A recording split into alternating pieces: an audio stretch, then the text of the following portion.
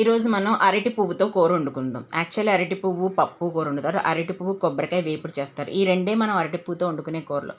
కానీ ఈసారి నేను చెప్పేది ఏంటంటే అరటి పువ్వుని స్పెషల్‌గా మసాలా కూరలాగా వండుకుందాం. ఇలా ఎవరు వండి ఉండరు. మా ఇంటి పక్కన ఇల్లు కడుతున్నారు. సో, అది అరటికి చెట్లు అడ్డంగా ఉన్నాయనే తీసేస్తున్నారనమాట. సో, అరటికాయలు ఫుల్‌గా ఉంది కాబట్టి ఆంటీ నేను కోసేద్దామని ఫిక్స్ అయ్యాము. సో, అరటికాయలు వీధిలో పంచిపెట్టేద్దామమ్మా, కొంచెం హెల్ప్ చేయి కోసేద్దాం అన్నారు. సో, అరటి పువ్వు నేను వండుకుందామని ఫిక్స్ అయ్యాననమాట. సో, ఎప్పుడులాగే అందరూ ఇప్పుడు అరటి పువ్వు అని మీరు కూరల గురించి సెర్చ్ చేస్తే మీకు పప్పులో వేసి వండుతారు, లేదా వేపుడు పెడతారు. కానీ ఇగురు కూరలాగా వండుకోవాలి అనిపించింది. అలా కూరలు తిన్నాను కాబట్టి ఇగురులా వండితే ఎలా ఉంటుందో చూద్దాం అనిపించి నేను అలా వండుదామని ఫిక్స్ అయ్యాను.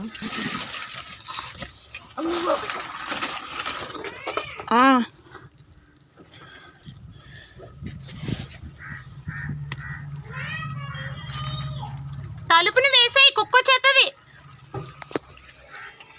పట్టుకున్నారా?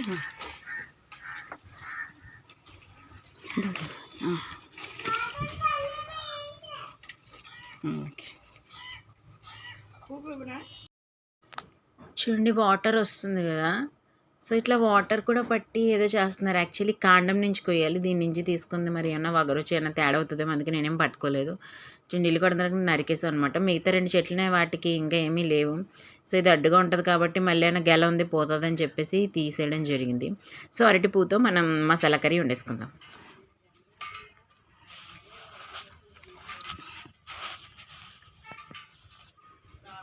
ఇది ఎంత పెద్ద ప్రాసెస్ అంటే మీరు చాలా సహనవంతులైతేనే వంట చేయండి. ఎందుకంటే ఈ అరటి పువ్వుని కోసుకోవడం చాలా చాలా కష్టం. అంటే ఇప్పుడు ఒక్కొక్క పొర తీయాలి, ఒక్కొక్క పొర నుంచి చిన్న చిన్న బనానా గుత్తుల్లాగా గెలల్లాగా ఉంటాయన్నమాట. సో అవన్నీ తీసేసి వండేసుకోవడమే కదా అనుకోకండి. అవన్నీ తీసిన తర్వాత ఒక్కొక్క చిన్న బనానా ఉంది కదా, ఒక్కొక్క పూరేక నుంచి దానిలో మధ్యలో ఒక పుప్పొడి ఉంటుంది, ఆ స్టార్టింగ్ది తీయాలి. అలాగే దాని పెద్ద రేఖ ఉంచాలి, చిన్నగా ఒక ప్లాస్టిక్ షీట్లా ఉంటుంది, దాన్ని తీయాలి. అంటే తూనికి రెక్కలు ఉంటాయి చూడండి, అలా ఉంటుందన్నమాట. ఇప్పుడు ఆ భాగాన్ని మధ్యలో ఉన్న ఇప్పుడు ఇప్పుడు మందార పువ్వు ఉందనుకోండి, మధ్యలో ఒక కాండంలా ఉంటుంది చూడండి, అలాంటి పార్ట్ ఉంటుంది, అది తీసేయాలి. అండ్ ఒక ప్లాస్టిక్ షీట్ లాంటిది ఉంటుంది చిన్నది, అది కూడా ఫుల్ లీఫ్ కలర్లో, లీఫ్ ఎడ్జ్ లాగా అంత పొడుగ్గా ఉండదన్నమాట, అది సగంగా ఉంటుందన్నమాట. కింద నుంచి దానిలో సగం ఉంటుంది ఆ ప్లాస్టిక్ షీట్ లాంటిది. సో అది తీయాలి. తూనికి రెక్కలు గుర్తుపెట్టుకుని ఆ రెక్కల్లా ఉంటాయన్నమాట అవి. ఒక్కొక్క పువ్వు నుంచి ఇప్పుడు నేను ఇవన్నీ తీస్తున్నాను, ఈ అన్నిటిలోంచి ఒక్కొక్క దాంట్లోంచి అలా ఒక ఒక రెమ్మ, ఒక రెండు అవి తీయాలంటే ఎంత సహనవంతులై ఉండాలి. యాక్చువల్లీ నాకు చిన్నప్పటి నుంచి అసలు పేషెన్స్ ఉండవు, నాకు చాలా సహనం తక్కువ. కానీ ఈ కూర తినాలనే కుతూహలంతో, నేను నా ఛానల్లో వండాలనే కుతూహలంతో నేను చాలా టైం వెచ్చించి దీన్ని చేయడం జరిగింది. మీరు మామూలుగా ముట్టుకుంటే నూనె రాసుకుని రెట్ ముట్టుకోవాలి, లేకపోతే చేతులు నల్లగైపోతాయి. నూనె రాసుకున్నా నాకు డౌటే, అందుకే కవర్ పెట్టుకొని చేతికి కవర్ కట్టుకొని నేను అవి ముందు తీస్తున్నాను. ఇవన్నీ చిట్టి చిట్టి బనానాస్ని మనం తీసేస్తే ఇవే బనానాస్ అవుతాయి తర్వాత. అంటే పైన బనానాస్ వచ్చే చూడండి, కింద పువ్వు వస్తుంది. సో ఈ షేప్లోనే ఉంటాయి. ఆ బనానా గెల ఎలా ఉంటుందో సేమ్ చూడడానికి సేమ్ అలా ఉంటుంది అనమాట. సో జాగ్రత్తగా మొత్తం అన్నీ అవి అట్లా తీసానమాట. అవి తీయడానికి నాకు ఒక పావుగంట పట్టింది, నా నడుము కూడా పట్టేసింది.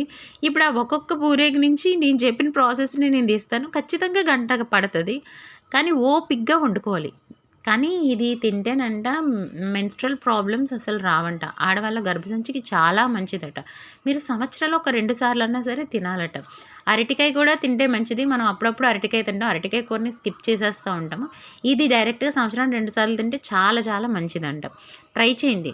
అంటే ఇప్పుడు ఖాళీగా ఉంటారు కదా, ఆఫీసుల సెలవులు వచ్చేసి బోర్ కొడుతూ ఉంటుంది ఇంట్లో ఖాళీగా ఉండి, అలాంటప్పుడు తెచ్చుకొని ట్రై చేయండి. మీకు టైంపాస్ అయిపోతుంది, మీకు కూర వండడానికి ఒక అరపూట కూడా అయిపోతుంది. కానీ ఇది పప్పుతో వండుకుంటేనే చాలా బాగుంటుంది. ఏం లేదండి, మీరు పప్పు ఎలా తాలింపు పెట్టుకుంటారో, పప్పు బాగా ఉడకబెట్టేసుకుని ఉల్లిపాయ టమాటాలు వేసుకుని బాగా ఉడికిన తర్వాత పప్పు ఉడికిపోయిన తర్వాత ఉల్లిపాయ టమాటాలు వేసుకుంటాం కదా మనం, అప్పుడు వాటితో పాటు ఇది కూడా వేసేసుకొని కొంచెం వాటర్ పోసి బాగా అయిన తర్వాత తాలింపు పెట్టేసుకోండి. పప్పు చింతకూరలా ఉంటుంది. మీరు ఒకవేళ వేపుడు చేసుకోవాలంటే నేను చూపించిన ప్రాసెస్లోనే వేపుడు అవి తీసేసుకొని వాటన్నిటిని కూడా మసాలాలు వేసుకొని, నూనె వేసుకొని, కరివేపాకు వేసుకొని, అంటే మసాలాలు అంటే పోపు దినుసులు అండి. నేను వంటల్లో చాలా వీకు, కానీ నేను బాగా వండుకొని తింటాను. అయితే అంటే చేసిన వంట మళ్ళీ గుర్తుండదు. మళ్ళీ యూట్యూబ్‌లో చూసి రిమైండ్ చేసుకొని లేదా రాసుకొని వండుకుంటాననమాట. ఎక్కువ శ్రద్ధ పెట్టను. కానీ నాకు ఇష్టమైందనుకుంటే జాగ్రత్తగా వండుకుంటాను నేను. ఏదైనా తినాలనిపించిందంటే లేదా బయట ఏదన్నా తిన్నా గూడా అది ఇంట్లో డెఫినెట్‌గా నచ్చితే డెఫినెట్‌గా ట్రై చేస్తాను. అందంగా వచ్చేలా ట్రై చేసుకొని రుచిగా వండుకొని తింటాను. నాకదొక పద్ధతుంది. ఇంకోండి ఆ పువ్వుని ఒలిచిన తర్వాత వచ్చిన చెత్త, ఈ రేఖలు ఇలా వస్తాయన్నమాట. ఇంతటితోనే అయిపోయిందనుకోకండి. ఇంకా ప్రాసెస్ ఉంది చేయడానికి. అందుకే చాలా టైం పడతదని చెప్పాను. నెక్స్ట్ మనం తీసుకున్న వాటిని నీటిలో వేసుకోవాలి. లేకపోతే నల్లగా అయిపోతాయన్నమాట. అరటికాయలు పట్టుకున్నప్పుడు మనకు తెలుసు కదా, సేమ్ అట్లాగే అవుతాయి. కాబట్టి వాటర్‌లో వేసుకోవాలి. సాల్ట్ వేసుకొని, కొంచెం పసుపు వేసుకుంటే ఇంకా మంచిది. చేతులకి శుభ్రంగా నూనె రాసుకొని మనం ఈ అరటి పువ్వులని చేసుకుందాము. లేకపోతే నల్లగా అయిపోతాయి చేతులు. నేను ఆల్రెడీ ఉప్పు నీటిలో వేసి ఉంచుకున్నాను కదా, నాకు టైం పట్టింది. దీని మీద కూర్చొని ఉండలేను కాబట్టి ముందు ఆ పువ్వు ఒలిచిన తర్వాత ఇంట్లో పనులన్నీ చేసుకుని మళ్ళీ కూర్చున్నాను అనమాట దీని మీద. చూడండి, అది చేసేటప్పుడు ఓపెన్ చేయగానే మనకి ఒక తమ్మెలా కనిపిస్తుంది చూసారా? సో అది తీసేసుకోవాలి.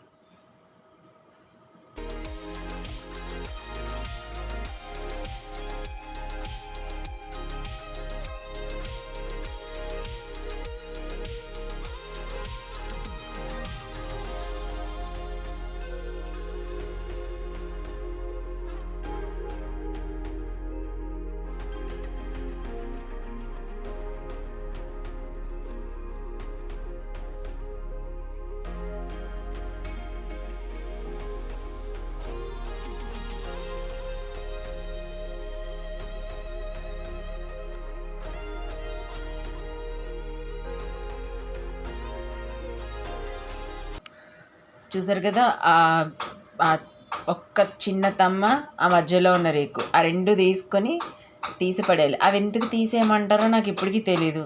అవి కలిపేస్తేనే చేదొస్తుందా మరి, ఏమో నాకు అర్థం కాదు. అదైతే ప్లాస్టిక్ షీట్లా ఉండిద్ది. ఆ తమ్మె తీసినప్పుడు మాత్రం ఒక తూనీకి రెక్కలాగా అది ప్లాస్టిక్ షీట్లా ఉంది. ఆ మధ్యలోది పుప్పొడిది ఏమో, మేబీ ఎందుకు తినకూడదు అంటారు. నాకైతే రీజన్స్ తెలియవు. మేబీ చేదొస్తుందేమో, అందుకే అలా తీసి చేయాలనుకుంటారండి. చూసారు కదా, ఆ చిన్న తమ్మె ప్లాస్టిక్ షీట్లో ఉంది చూడండి, అది కనిపించేస్తుంది. అది తీయాలి. పొడుగ్గా ఆకులో ఉంది కదా, అది ఉంచేసుకోవాలి. అది తీసేస్తే మీకు కూరే రాదనమాట. సో మధ్యలో ఉండే ఆ ఫ్లవర్కి లోపల ఉండే ఇదిలో మధ్యలో ఉన్న సెంటర్ పాయింట్ ఉంటుంది మీకు తమ్మెలాగా, మీకు ఈజీగా కనిపెట్టేయచ్చు మీరు. దాన్ని తీయాలి. ఎంత పెద్ద ప్రాసెస్ చూసారా? నాకు ఇది క్లీన్ చేసి కూర రెడీ చేయటానికి, అంటే ఇంకా పొయ్యి మీద పెట్టి వండడానికి కాదు, ఇలా తయారు చేయటానికి, ఆ ఒక్క పువ్వు అలా క్లియర్ చేసి చేయటానికి నాకు 1 అవర్ పట్టింది. నడుము పట్టేసింది అనుకోండి. కానీ జాగ్రత్తగా చేసుకుని తింటే కూర మాత్రం అమోఘంగా ఉంటుంది. మనం ఆ ఫ్లవర్లో తీసేయాల్సిన పార్ట్స్ అవన్నమాట. ఆ 2 పార్ట్స్ తీసేయగా వచ్చింది ఇలా ఉంటుంది. మీరు కట్ చేసుకొని వండుకోవచ్చు, అలాగే వేసేసుకొని వండేసుకున్నా బాగానే ఉంటుంది. ఎందుకంటే చింతకూరలాగే ఏం కనిపించదు మీకు, మా కూరలో అణిగిపోతుంది అనమాట. సో ఇంకా చిన్న చిన్నవి ఉన్నాయి అందులో, ఇంకా ఏం వద్దులని వదిలేసాను. సో ఇంటికి అవి చేసి తెచ్చుకున్న తర్వాత వాటర్లో పెట్టి ఉంచుకున్నాను. వాటిని కత్తెరతో చిన్న చిన్న ముక్కలుగా చేసేసాను. వేపుడు అయితే అలా పొడుగ్గా వేయించేసుకొని కొబ్బరి తూరం వేసుకొని వేపుడు పెట్టుకుని చాలా బాగుంటుంది. పప్పులో కూడా అలా పొడుగ్గా వేసేసుకోవచ్చు. కట్ చేసుకొని వేసుకుంటే ఇంకా మీకు తినడానికి ఈజీగా ఉంటుంది. అలా వేసినా సరే నలిగిపోతే పెద్ద ఏమీ అవ్వదు. సో కాబట్టి నేను కత్తెరతో చిన్న చిన్న ముక్కలుగా కట్ చేసేసుకున్నవి నేను అవి కూరలో వేసేసుకుంటున్నాను. ఇప్పుడు ఉల్లిపాయ, టమాటా, పచ్చిమిరపకాయలు నూనెలో వేసుకొని శుభ్రంగా వేపుకోండి. వేపుకున్న తర్వాత ఇలా మీరు సాల్ట్ వాటర్లో పెట్టుకుని ఉంచుకున్నారు కదా, వాటిని దాంట్లో వేసేయండి. తర్వాత బాగా మగ్గనివ్వడమే.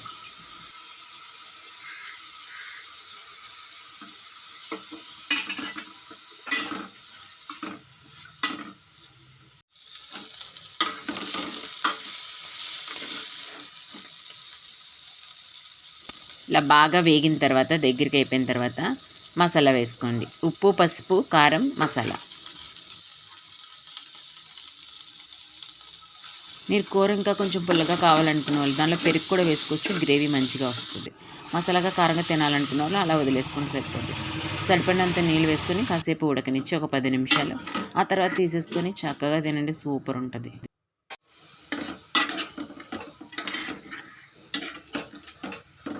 చూసారా, చూడడానికి చింతకూర కూరలాగే కనిపిస్తుంది కదా, అలాగే ఉంటుంది. చాలా చాలా బాగుంటుంది అండ్ ఆరోగ్యానికి కూడా మంచిది. నాకు నచ్చింది, మంచిగా చేసుకున్నాను, తిన్నాను, బాగుంది. మీరు కూడా ట్రై చేయండి. లైక్ చేయండి, షేర్ చేయండి, సబ్స్క్రైబ్ చేయండి. చెప్పండి సోనా గార్డెన్.